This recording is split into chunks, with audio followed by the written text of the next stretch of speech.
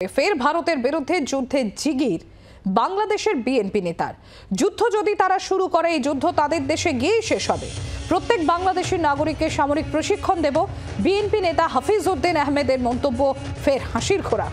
কয়েকদিন আগে ওপার বাংলার কয়েকজন প্রাক্তন সেনাকর্তা 4 দিনে কলকাতা দখলের ডাক দেন।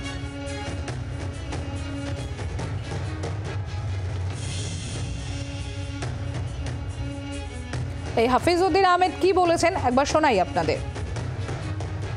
যদি তারা শুরু করে, এই যুদ্ধ আবার তাদের দেশে গিয়েই শেষ হবে। আমরা প্রত্যেকটি বাংলাদেশি নাগরিককে সামরিক ট্রেনিং দিয়ে প্রস্তুত করব যুদ্ধের জন্য। আপনারা শুনলেন ফের ভারতের বিরুদ্ধে যুদ্ধের জিগির বাংলাদেশের বিএনপি নেতার। যুদ্ধ যদি তারা শুরু করে, এই যুদ্ধ তাদের দেশে গিয়েই শেষ হবে। প্রত্যেক বাংলাদেশি নাগরিককে সামরিক প্রশিক্ষণ দেব, বিএনপি নেতা হাফিজ উদ্দিন আহমেদের মন্তব্য ফের হাসির খোরাক। কয়েকদিন আগে ওপার বাংলার কয়েকজন প্রাক্তন সেনাকর্তা 4 দিনে কলকাতা দখলের ডাক দেন।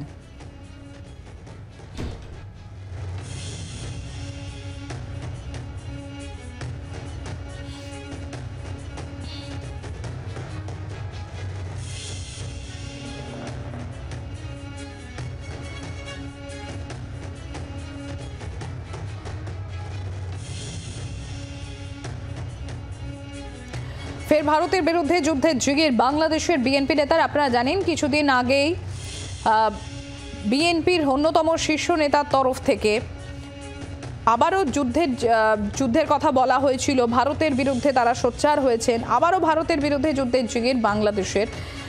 বক্তব্য হচ্ছে যুদ্ধ যদি তারা শুরু করে, এই যুদ্ধ তাদের দেশে গিয়েই শেষ হবে। প্রত্যেক বাংলাদেশের নাগরিককে সামরিক প্রশিক্ষণ দেব। আরও একবার আপনাদের একটু শোনাবো এই হাফিজ উদ্দিন আহমেদ কি বলছেন। যদি তারা শুরু করে, এই যুদ্ধ আবার তাদের দেশে গিয়েই শেষ হবে। আমরা প্রত্যেকটি বাংলাদেশি নাগরিককে সামরিক ট্রেনিং দিয়ে প্রস্তুত করব যুদ্ধের জন্য। আমরা ইতিমধ্যেই টেলিফোনে যোগাযোগ করতে পেরেছি। প্রাক্তন বিএসএফ কর্তা সমীর মিত্র রয়েছেন আমাদের সঙ্গে।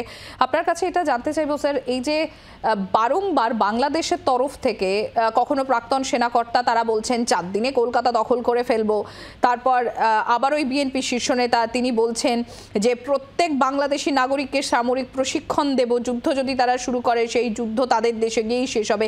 কিভাবে দেখছেন গোটা বিষয়টা? এমটি ভেসেল সাউন্ড মাচ, ইংরেজিতে একটা শব্দ একটা আছে যে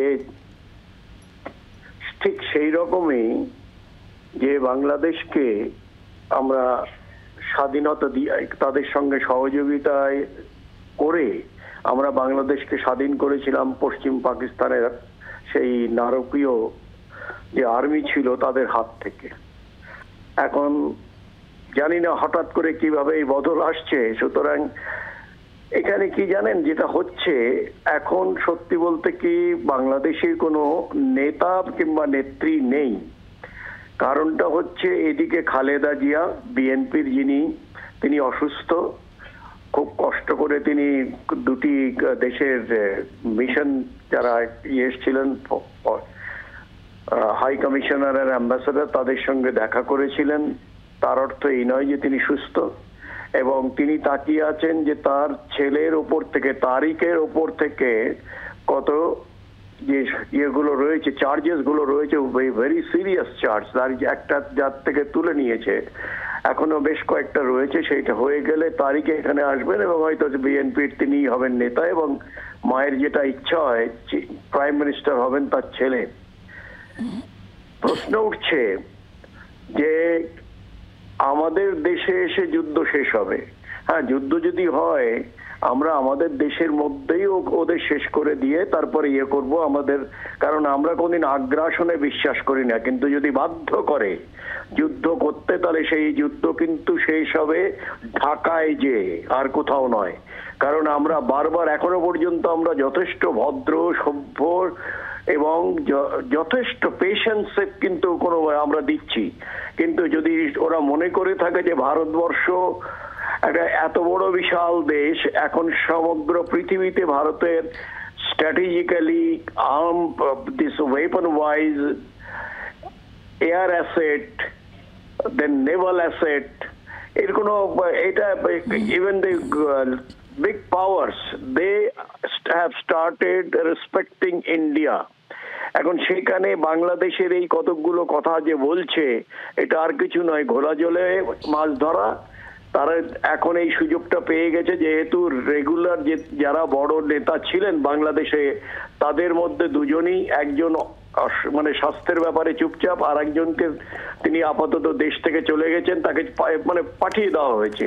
এখন সবাই ভাবছে আমি দেশের রাজা, এই সে রবীন্দ্রনাথের যে রাজার রাজা, এই রাজার রাজত্বে। সুতরাং এই রাজা হচ্ছেন আমাদেরকে যে শ্রীমান ইউনুস মোহাম্মদ, যিনি যাকে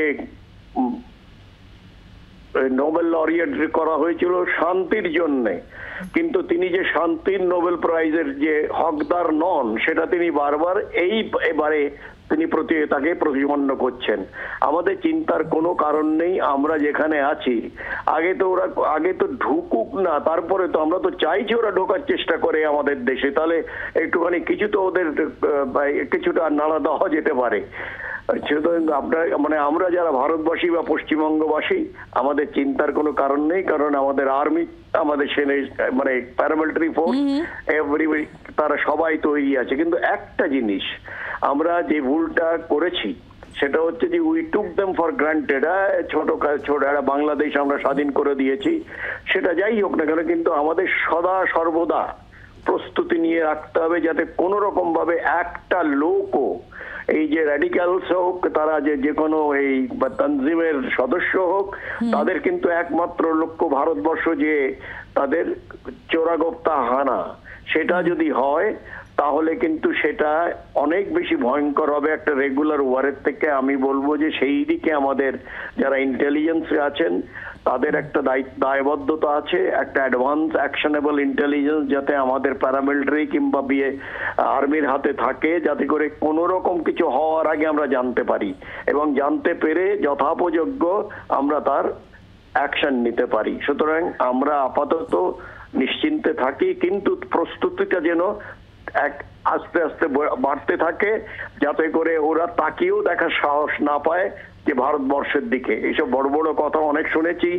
সেই 4 দিনে তো কলকাতা নেব, 71-এর যুদ্ধে বললো আমরা হাওড়া ব্রিজ ইয়ে করে দিয়েছি, তারপরে এখন মানে হাস্যকর উক্তি ওদের তরফ থেকে। সুতরাং এদের ব্যাপারে মন্তব্য দিলে, যেটা হয়তো আপনাদের টিভির মাধ্যমে গিয়ে হচ্ছে, তা ওরা গুরুত্ব পেয়ে যাচ্ছে, ওষুধের না দিয়েও থাকা যায় না। কারণ এই জন্যে যে আমরা যদি এটাকে ডিসপেল না করি, আমরা যদি এটাকে নালিফাই না করি, তাহলে কিছু মানুষ তো আছে, তারা মনে করবেন যে ভারতবর্ষকে এতই হয়ে গেল, এত এরকম সব বাজে বাজে কথা বলছি, অথচ আমরা কোনো প্রতিবাদ করছি না।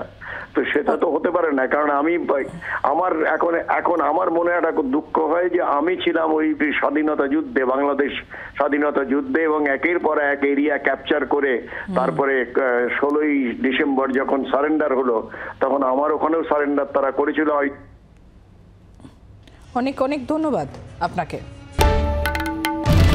বাংলার আওয়াজ, বাঙালির আবেগ, জি 24 ঘন্টা।